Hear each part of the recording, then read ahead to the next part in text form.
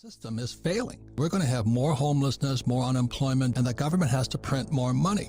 It's a command and control economy where the government tells you everything. I just don't trust our government. And they're going to have to start printing pretty quickly.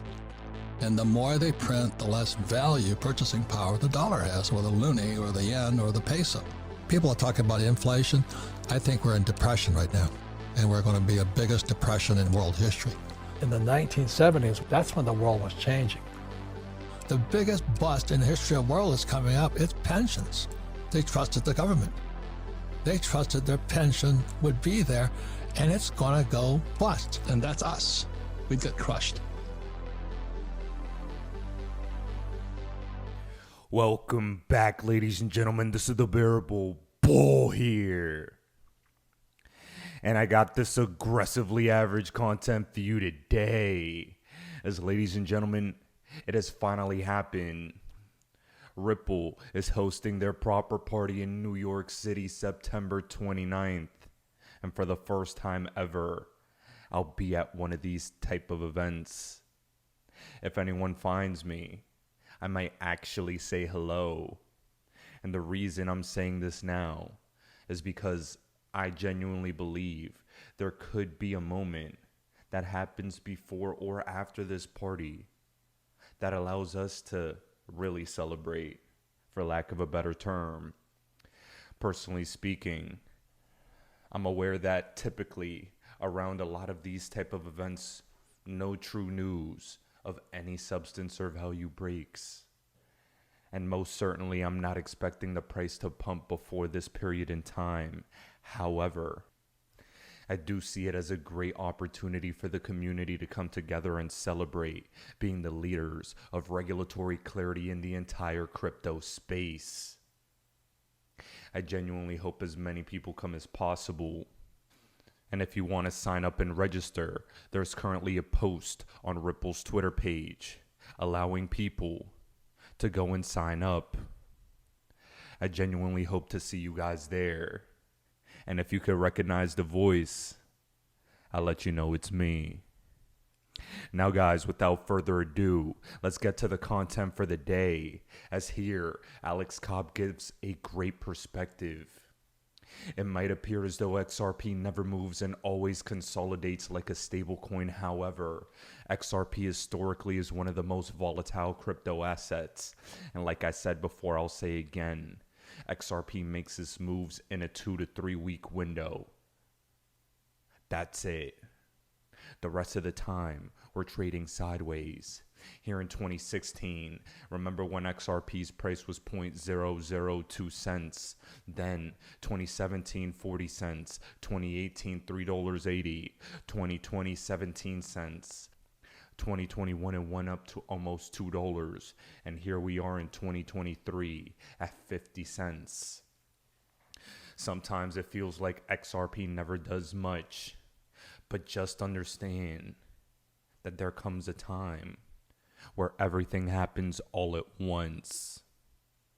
Don't feel discouraged, my friends.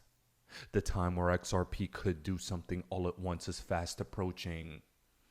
I've been stating for a long time now I expect the September to October window to have some sort of Black Swan style event that acts as a catalyst for the rest of 2023 and especially 2024 to be our bull run territory. And I'm sticking to that hypothesis. Ladies and gentlemen, let me remind all of you, 2022 was a year we were navigating the market pretty blind. I had a hypothesis that we were going on an altcoin run that never came. And instead, we got annihilated in the crypto market. However, I have a team around me to ensure nothing like that ever happens again. And we are getting guided to the promised land, my friends, I promise you. So the reason I say that is to say this. Despite the fact that XRP has been moving sideways, XRC is seeing major utility spikes to start the month. A lot of on-chain volume and development activity is accelerating on the XRP ledger. And you all need to understand that this is eventually going to lead up to our price appreciation. Hold the damn line because we're almost there. And I'm going to take you back into a couple important developments before I take you to something very important I want to show every single one of you listening today. Here, Bank of New York Mellon and FedNow speak on a request for payments and the build up to full-scale adoption of 9,000 banks. Adoption will be tiered. It will come in waves. The first wave is getting all the rails and all the technological updates in place. And let me repeat myself. ISO 20022 is live. That is a wave. FedNow is live. That is a wave. I've been talking about November 2023 being a massive time frame for a lot of technological updates to go online. And you could check my last 2 videos on that to ensure that that timeline is accurate. And now that we have these waves building up to make a massive tsunami, we're going to make a ripple across the universe. Guys, please take a listen. And then I'm going to hit you with the bombshell of the day. Okay, so, we can't enjoy a thing for what it is. So the obvious follow-up question is, we need to know what's next. So, talk a bit about your expectations of what you see sort of to come when it comes to the functionality of FedNow. Absolutely. So, it started with, credit transfer, receive, a couple banks doing send. We were sending a couple credits.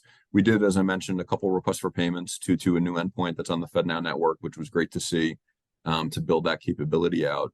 But I think across both networks, right, we're still early in both of the networks being used primarily as a credit transfer system. So, right, all the banks at a minimum or credit transfer receive endpoints.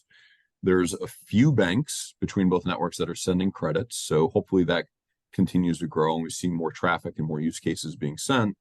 But there's even fewer banks that are actually doing requests for payments in production, using it for things like e-bills or e-invoices, or even using a request for payment to underpin use cases like e-commerce and point of sale, right, in the future, right? And then using that technology to provide instant payments to something that can be a nice alternative to other options in the market.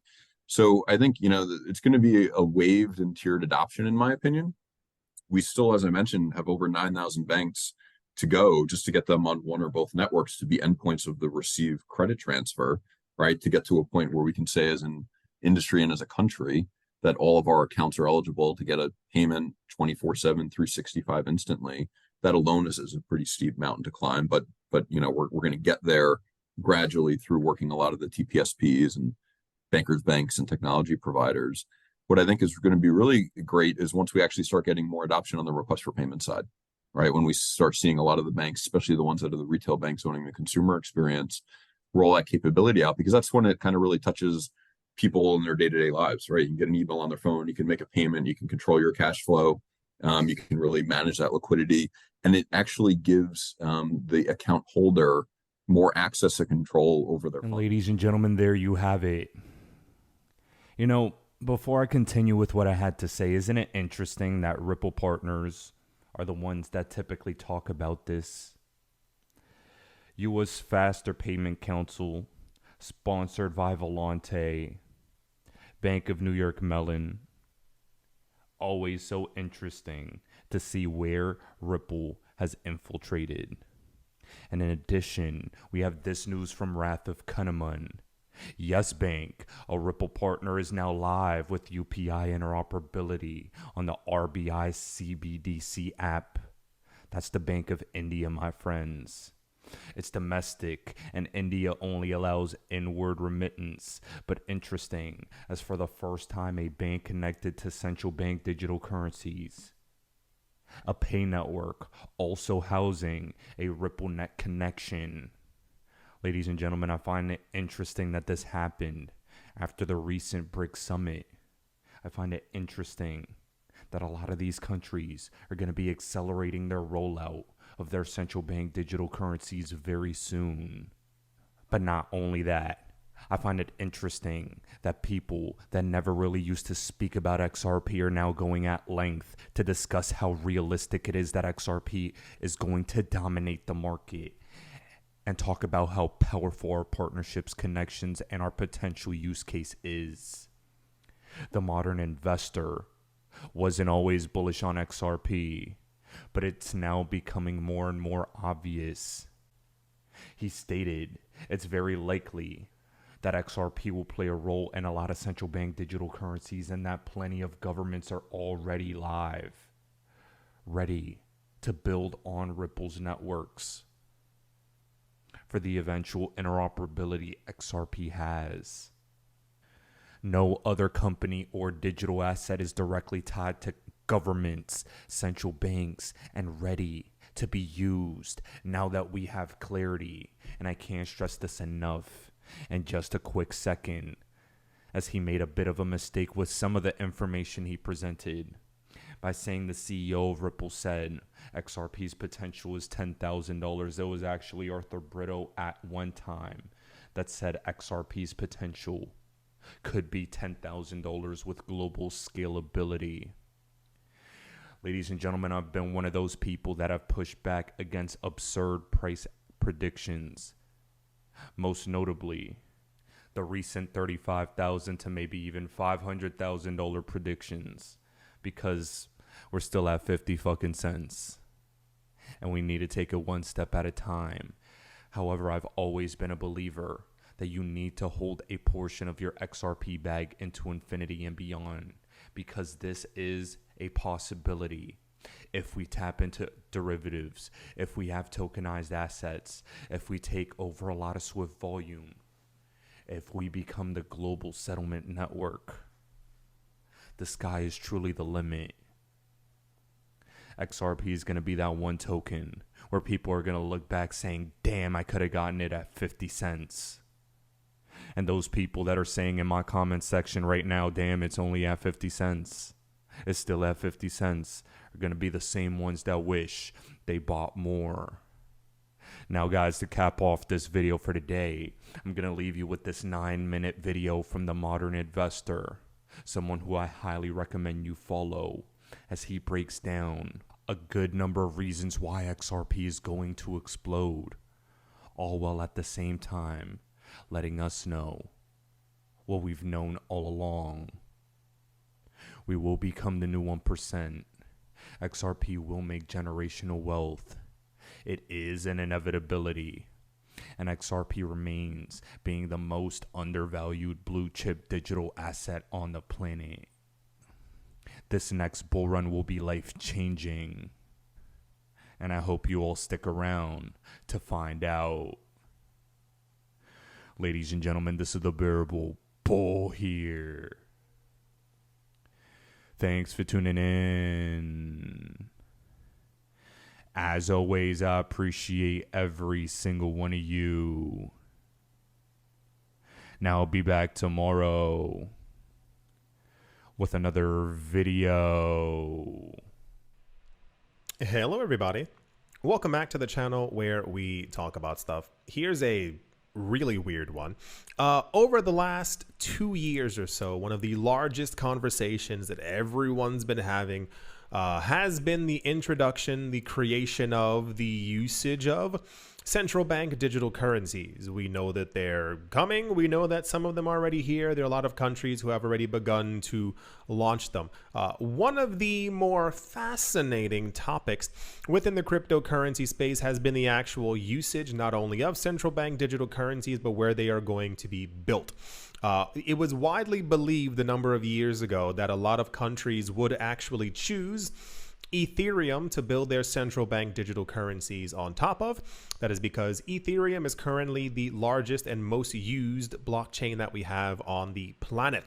However, a large portion of that conversation has actually shifted to another blockchain entirely. And the news begins to get more and more interesting as we continue to get crumbs, dribbles of exactly what's happening behind the scenes.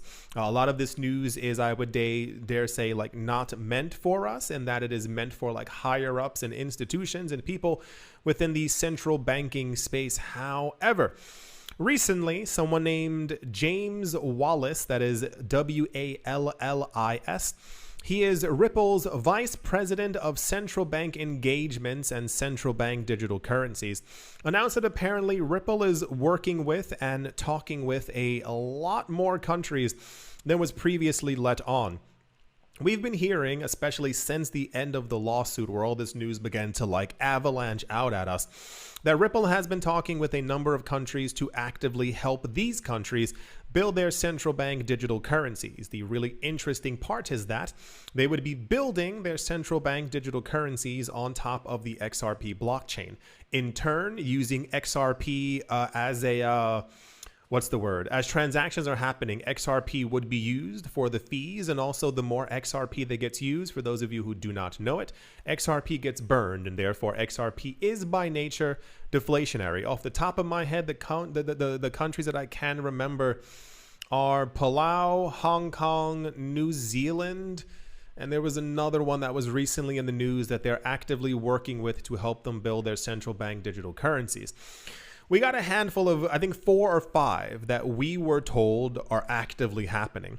However, James Wallace, the Vice President of Central Bank Engagements and Central Bank Digital Currencies, actually released information. I'm not sure if he was allowed to do this. This seems like something that should have been a little bit more hush-hush.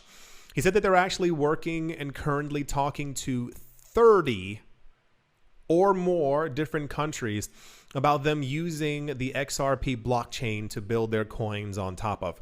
For those of you who don't understand the actual significance of this, it's actually extremely easy. I got into a conversation before, and I spoke about a little bit of this on my other channel, The Modern Investor, with people over there. Hello, for those of you who are from the other channel.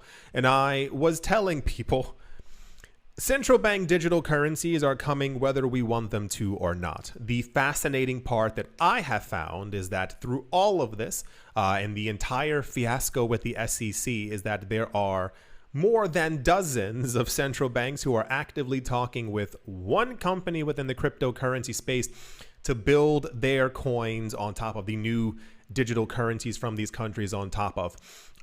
If they even got a fraction of them to actually end up doing this, as I can off the top of my head remember 4 of the countries right now.